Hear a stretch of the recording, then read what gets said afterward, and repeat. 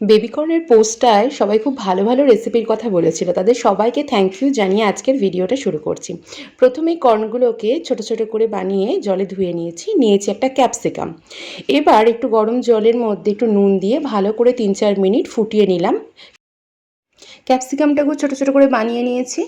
এইবার সেই সেদ্ধ করা কর্নের মধ্যে একটু কর্নফ্লাওয়ার, একটুখানি লঙ্কা গুঁড়ো, একটু নুন, একটু সয়া সস দিয়ে ভালো করে মাখিয়ে নিলাম। এদিকে কড়াইয়ে তেল গরম হতে দিলাম আর হাত দিয়ে ভালো করে এটাকে মাখিয়ে যাতে একটা সুন্দর কোটিং হয়ে যায় কর্নগুলোর ওপরে। এবার তেল গরম করে তার মধ্যে একটা একটা করে ওই কর্নের পিসগুলো দিয়ে সুন্দর সোনালি করে ভেজে তুললাম। এটা কিন্তু শুধু ভাজাও খেতে ভীষণ ভালো লাগছিল।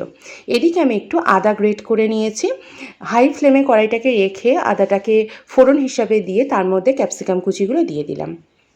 আর এই যে সমস্ত ভাজা বেবিকর্নগুলো দেখো ভীষণ টেস্টি, কিন্তু চাট মশলা ছড়িয়ে খাওয়াই যায়। আর সসটা রেডি হয়ে গেছিলো। টমেটো সস দিয়েছিলাম, অল্প সয়া সস দিয়েছিলাম, পরিমাণ মতো নুন, আর আমি না সামান্য ২-৪ দানা চিনি দিই। ব্যাস রেডি হয়ে গেছে ক্রিসপি চিলি বেবিকর্ন। সবাইকে অনেক ধন্যবাদ আমাকে আইডিয়া দেওয়ার জন্য।